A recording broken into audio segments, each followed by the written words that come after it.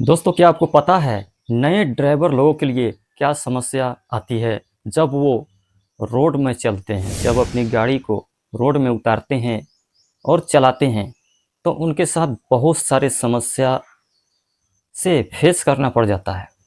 बहुत सारे समस्या उसके साथ होती है। कभी गाड़ी बंद हो जाती है, कभी स्पीड ब्रेकर को वो पार नहीं कर पाता है, वो चढ़ाने से पहले या फिर चढ़ाने के बाद, यानी कि बीच में स्पीड ब्रेकर और उसके पहिए इस तरफ और उस तरफ, उस समय भी वो घबरा जाता है और वो आराम से उसे पार नहीं कर पाता है। तो दोस्तों, मैं उन लोगों को बताना चाहता हूँ कि जब भी आप गाड़ी चलाना सीखते हैं तो अपने ट्रेनर जो सिखा रहा है उनके बातों पर पूरी तरह से ध्यान देने की ज़रूरत है।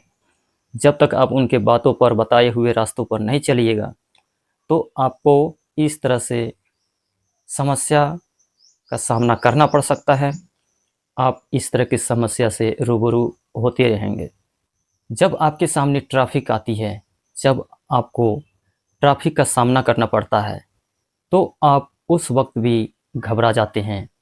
आप कार ठीक से नहीं चला पाते हैं क्योंकि आपके दाएं और बाएं से अन्य गाड़ी भी गुजरती है। तो आपको ऐसा लगता है कहीं मेरा गाड़ी टकरा तो नहीं जा रहा है या फिर उसके तरफ तो नहीं जा रहा है। ऐसा लगता है जैसे कि मेरी गाड़ी उसके तरफ खिंचा रहा है। यानी कि आप कंफ्यूज हो जाते हैं कि जो गाड़ी मुझे ओवरटेक करके आगे निकल रहा है तो कहीं मैं उससे टकरा ना जाऊं। फिर आपका बैलेंस बिगड़ता है। उस वक्त आप उसी तरफ आप मोड़ देते हैं।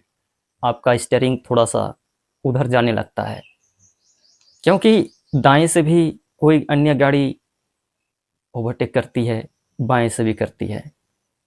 तो इसमें आपको बिल्कुल स्लो करना है। जब कोई भी गाड़ी आपको ओवरटेक कर रहा है तो उस वक्त एक्सीलरेटर से पैर हटा देना है। अगर आप उसी स्पीड में जाइएगा तो आप टकरा सकते हैं और टकराना तय है दोस्तों, क्योंकि आप नए हैं, आपको रोड में कार चलाने का अंदाज़ा नहीं है।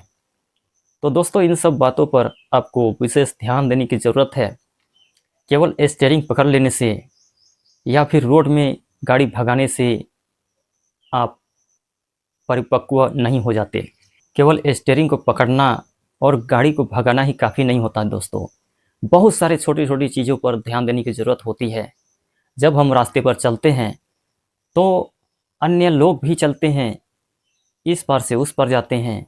गांव मोहल्ले में अगर आप कार लेके जा रहे हैं या फिर आप अपने मोहल्ले से ही निकल रहे हैं तो बहुत सारे बच्चे इस पार से उस पार दौड़कर आना जाना करते हैं, खेलते हैं।